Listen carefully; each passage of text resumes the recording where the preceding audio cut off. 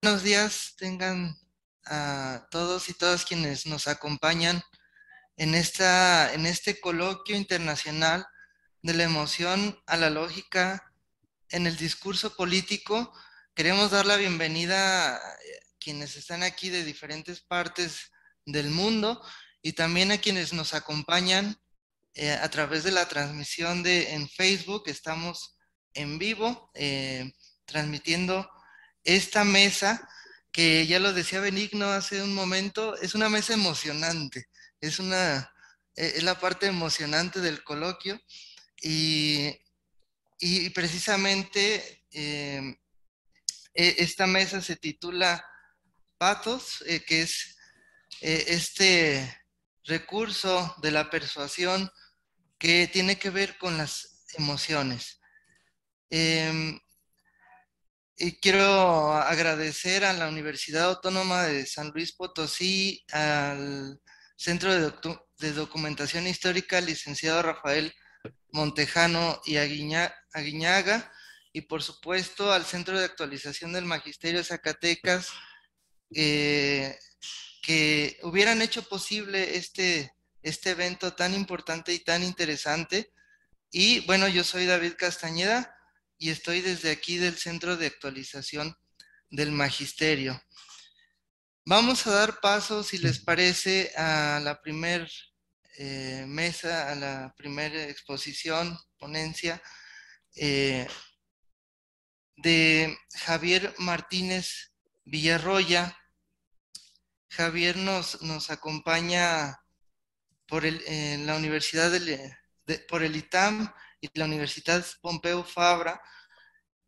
Voy a permitirme leer parte de su currículum de vida. Él es profesor en el Departamento Académico de Lenguas del Instituto Tecnológico Autónomo de México y doctor en Filosofía por la Universidad de Barcelona. Actualmente realiza una estancia de investigación en la Universidad Pompeu Fabra y entre sus áreas de especialización se encuentra la retórica. Antes de cederle la palabra a nuestro ponente, quisiera recordar a todos los participantes de esta mesa que tenemos 30 minutos para esta exposición y bueno, yo avisaré cuando estemos un poquito ahí sobre el tiempo. Javier Martínez Villarroya nos va a presentar una ponencia que aquí ya la pueden ver. Se llama El sentimiento de entusiasmo y su importancia retórica. Es una ponencia que a todas luces advertimos muy interesante, que tiene que ver con los conceptos de entusiasmo, de carisma y de personalidad autoritaria a través de dos autores, y cómo estos conceptos tienen o se relacionan con los actuales populismos y fundamentalismos sociales. Javier, bienvenido, muchas gracias y le cedo la palabra para su exposición. Muchas gracias y bienvenido. Muchas gracias a usted, David. ¿Me oyen bien y ven la pantalla compartida? Perfecto. Pues primero complementar la presentación que hizo David diciendo que yo soy especialista en filosofía y en comunicación, doy clases de comunicación y estudié filosofía, pero no soy filólogo, a diferencia de algunos de los colegas que están aquí, y por lo tanto mi aproximación a la retórica es más desde la filosofía y desde la pragmática que desde la filología propiamente dicho, ¿no? Bien, les cuento el inicio de mi investigación. Cuando se me ocurrió preguntarme por la importancia política, social y también retórica del entusiasmo. Fue en un coloquio, en otro coloquio en mi universidad, en el que unos compañeros sugirieron que cada uno de los invitados estudiara la importancia de un sentimiento a nivel político e histórico. Un compañero escogió la ira, una compañera escogió el engaño, otra la decepción, y yo decidí escoger el entusiasmo porque me parecía que no había sido suficientemente estudiado y podía darnos clave para entender el auge de algunos movimientos de masas que a veces han sido designados con el nombre de populismo. Al respecto, como los filólogos ya se habrán percatado, el entusiasmo es una emoción que no aparece en el libro 2 de la retórica de Aristóteles, en este catálogo primario sobre las emociones que el pathos, a través del pathos pueden despertarse. Me gustaría leer dos sentencias que de algún modo reflejan cómo este interés por las emociones por encima de la razón nos viene acompañando desde que somos seres humanos. Dice el Tao Te Ching, uno de los libros capitales de la filosofía china: la sensatez no persuade, la persuasión no es sensata. Y por otro lado, miles de años después, en el último libro que estaba leyendo, que creo que se titula El espejo del cerebro, de la neurocientífica Nazareth Castellanos, leemos: la neuroanatomía funcional nos indica que la emoción y la cognición son inseparables. Toda información procesada lleva un baño de emoción. ¿Y a qué se refiere con esto Nazareth Castellanos? Explica con esta oración algunos experimentos que actualmente se están llevando a cabo y que lo que parecen demostrar es que ante determinados estímulos nuestro cuerpo expresa una emoción antes de que nosotros mismos hayamos tomado conciencia de esa emoción. Es decir, nuestro cuerpo puede expresar tristeza, por ejemplo, antes de que nosotros hayamos entendido que ese estímulo, aquello que nos está llegando, nos va a producir tristeza. Creo que es algo muy relevante en una mesa que va sobre el pathos.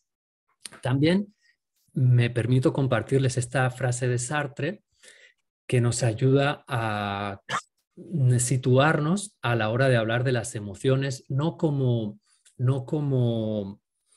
sensaciones que están en nuestra alma o en nuestra psique, sino como perspectivas a través de las cuales miramos el mundo. Es decir, una emoción no solo nos forma parte, es un puntito en nuestra mirada.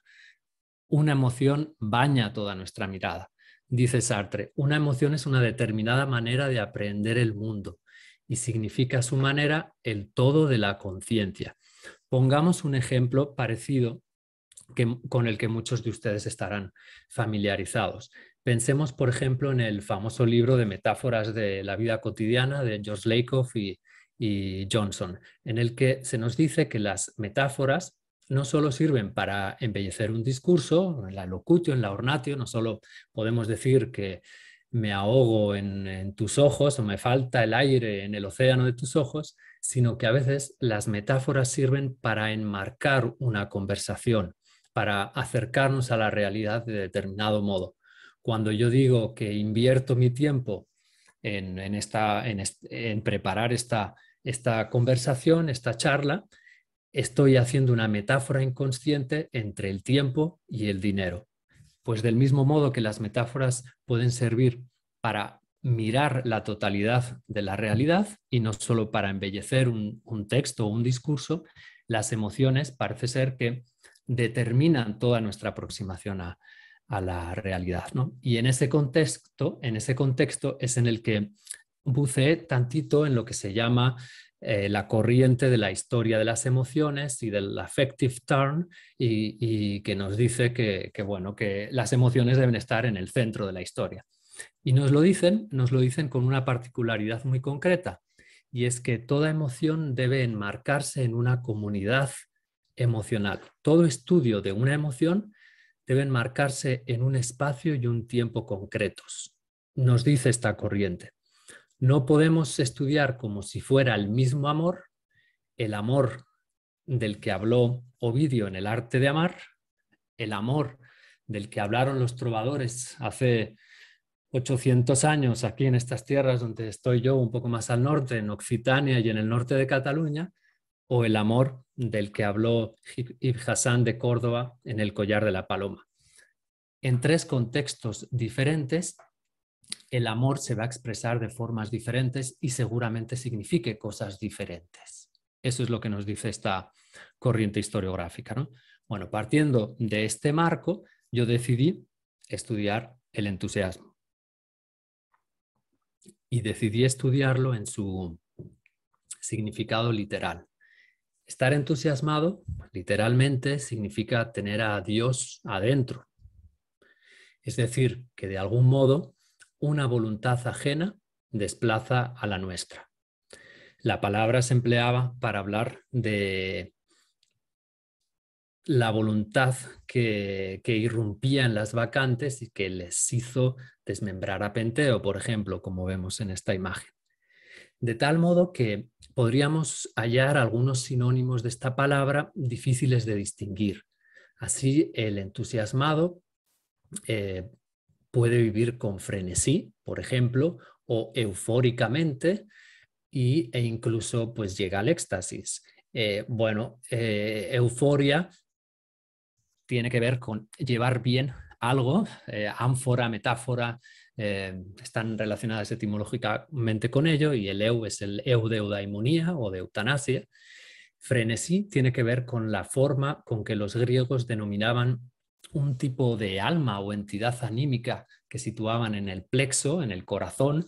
No sé si sería equivalente al teyolía mesoamericano, y etcétera, ¿no? Entonces tenemos, y éxtasis significa estar fuera de uno, ¿no? Por lo tanto, toda esta constelación de ideas a mí me sugirieron la pregunta de, bueno, estas personas que creen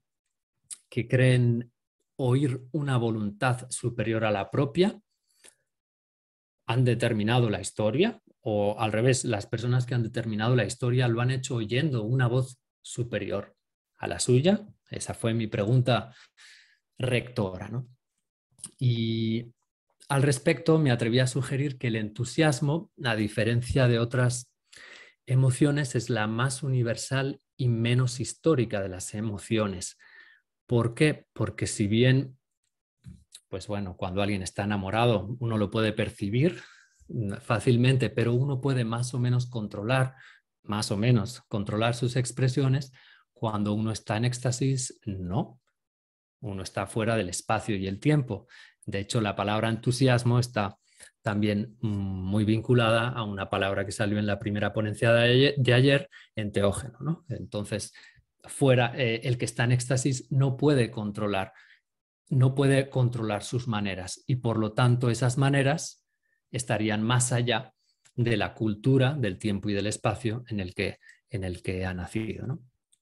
Dicho esto, pues tomo el entusiasmo como un sinónimo de el sentimiento de destino.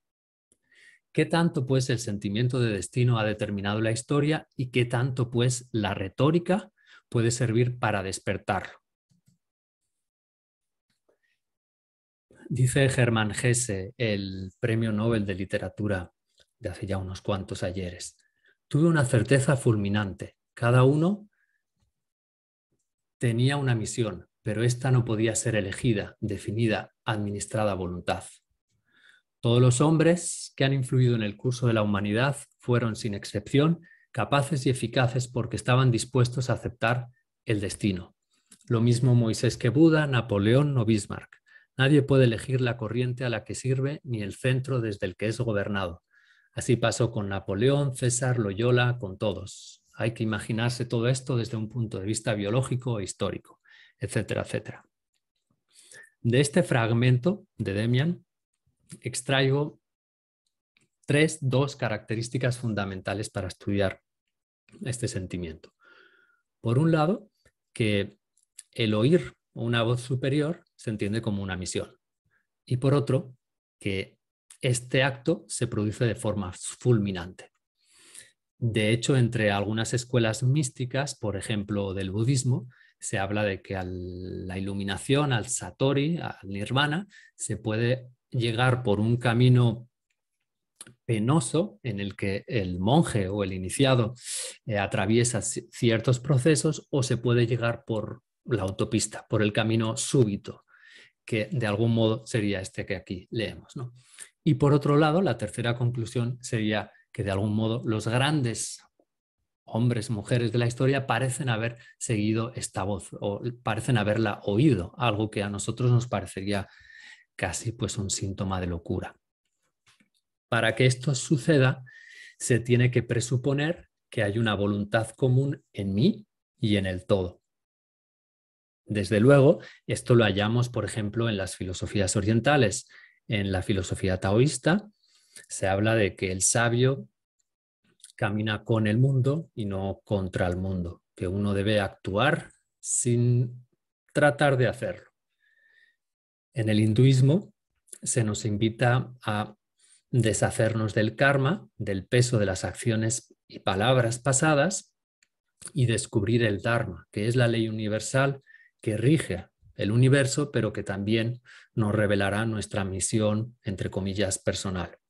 Desde luego, esta idea la encontramos en el estoicismo, podemos utilizar a Séneca para ilustrarlo. Hace mucho que está determinado cuáles serán tus alegrías y cuáles tus llantos, y por ello debemos brindarnos al destino. Gran consuelo es ser arrastrado junto con el universo. Y también la hallaremos en la época medieval, a veces con la forma de providencia, y también en la época renacentista, muy vinculada a los alquimistas, por ejemplo. Por lo tanto, la primera pregunta, ¿puede la retórica ayudar a despertar esa gran voz que en todos nosotros se halla, la voz de Dios, digamos, la voz de nuestra misión que súbitamente va a ser revelada y que justamente los guías de la humanidad han sido los que han sido capaces de descubrirla? Schopenhauer, por ejemplo, decía, hay en nosotros algo más profundo que la mente. En los grandes momentos, en los pasos principales de nuestra vida, obramos sin conocimiento exacto de lo que nos conviene hacer, movidos por un impulso interno. Se diría que es un instinto nacido de lo más profundo de nuestro ser. Hay que buscar la deserción de uno mismo, pues el que abandona volando su propio nous, su propia inteligencia, huye hacia el nous del todo, hacia la inteligencia del todo, nos dice el gnóstico Filón de Alejandría. En el tantrismo se decía que solo por un dios puede ser un dios adorado. Es decir, que hasta que uno no encuentra al Dios que hay dentro de sí mismo, no puede adorar a Dios. Y al Buda se le atribuye también las siguientes palabras.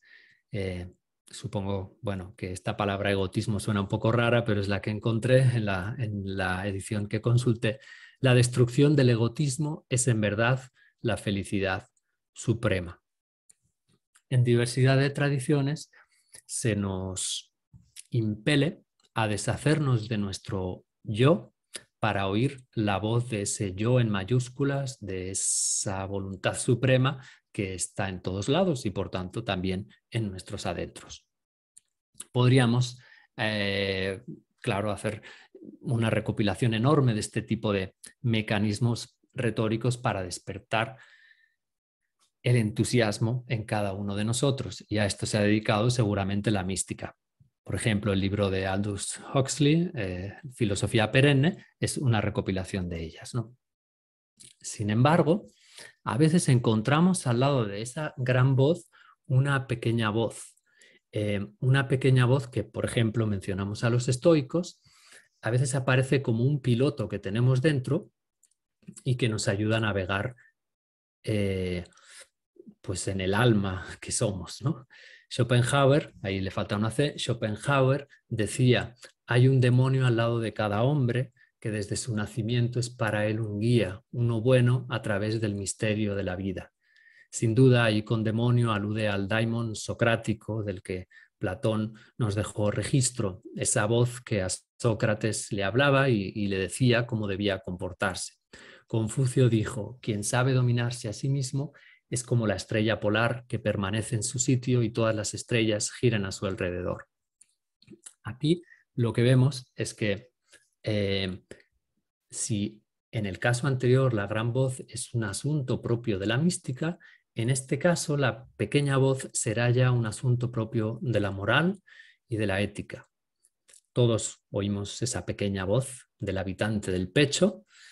Lo que pasa es que a veces le hacemos caso y otras no. De hecho, Adam Smith, en un texto muy importante para nosotros, pues se dedica a estudiar justamente los sentimientos. Dice, ¿qué es lo que impele a los generosos siempre y a los mezquinos muchas veces a sacrificar sus propios intereses a los intereses más importantes de otros? Es la razón, el principio, la conciencia, el habitante del pecho, el hombre interior, el ilustre juez y árbitro de nuestra conducta. Fíjense que esta idea del hombre interior luego perdurará a lo largo de la filosofía y la encontramos, por ejemplo, en Max Scheler, en su tratado titulado Gramática de la Gramática de los Sentimientos, en el cual hace un elogio de la intuición, o también en Henri Bergson, que insiste mucho en que una cosa es estudiar el mundo desde las perspectivas de las ciencias, que son perspectivas racionales. Es como si viéramos un objeto desde diferentes lugares, la mirada de la biología, la de la química, la de la sociología, y sin embargo, todas las ciencias utilizan la razón para mirar un objeto, y sin embargo, la intuición lo que hace es tratar de ver ese objeto desde dentro. La palabra intuición está vinculada con tener dentro al tutor, al piloto, al hombre interior que nos está hablando y susurrando una y otra vez.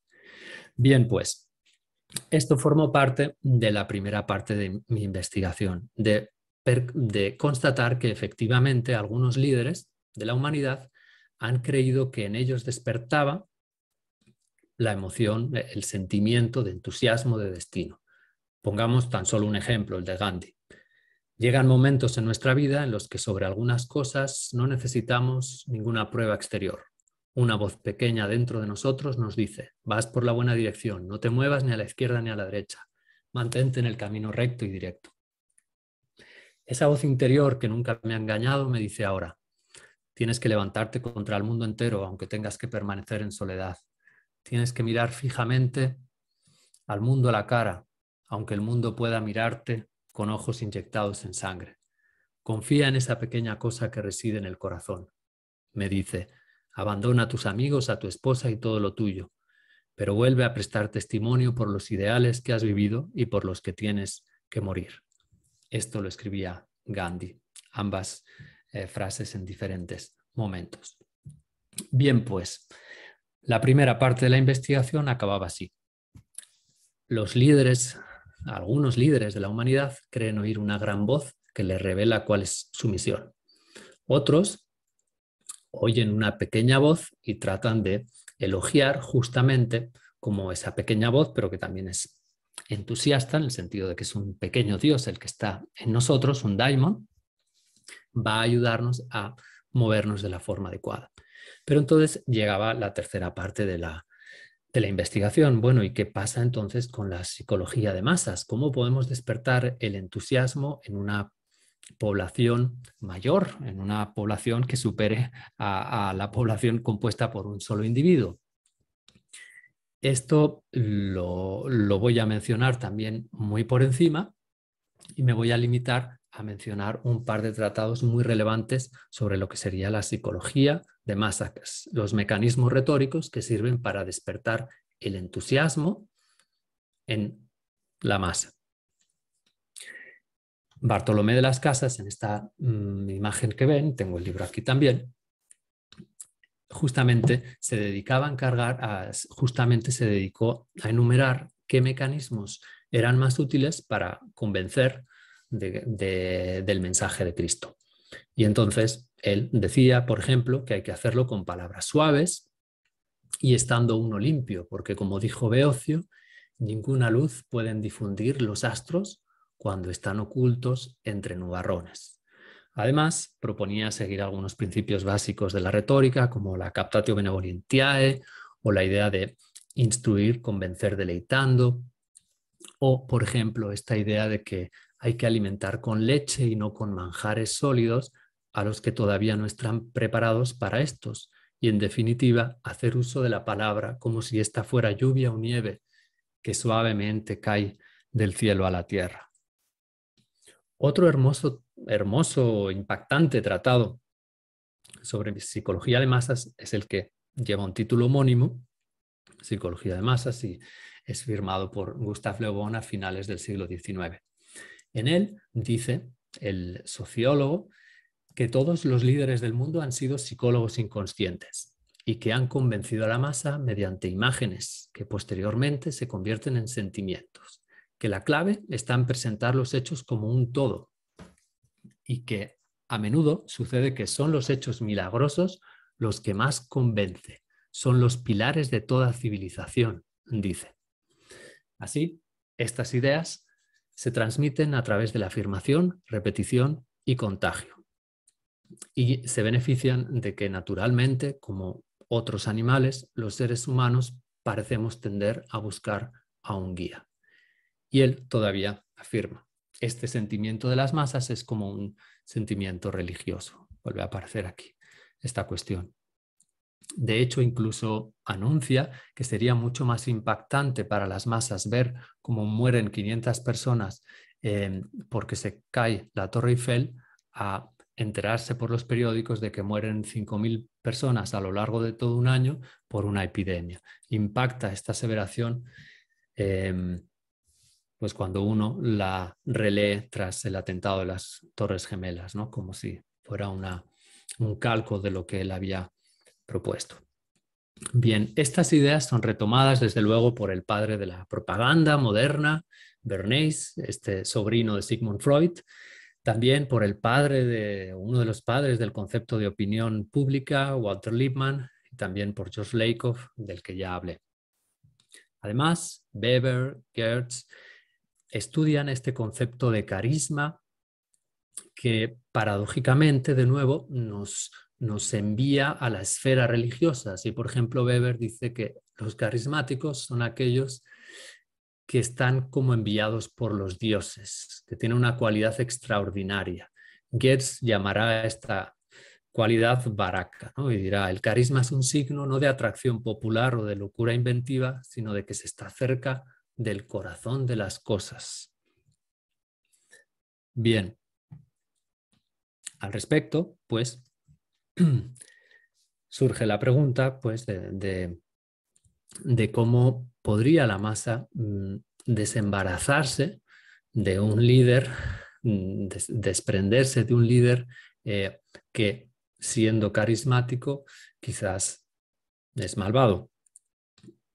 Esta fue la tarea que se les solicitó a algunos de los que formaron la Escuela de Frankfurt en el exilio en Estados Unidos cuando llegaron, y en los años 50, finales de los 40-50, el Comité Judío de los Estados Unidos les pidió que les ayudaran, por un lado, a identificar los fascismos que estaban naciendo en los Estados Unidos y que peligrosamente podrían provocar que naciera el nazismo como había sucedido antes en Alemania, y por otro lado que compartieran propuestas para extirpar estos movimientos, ¿no?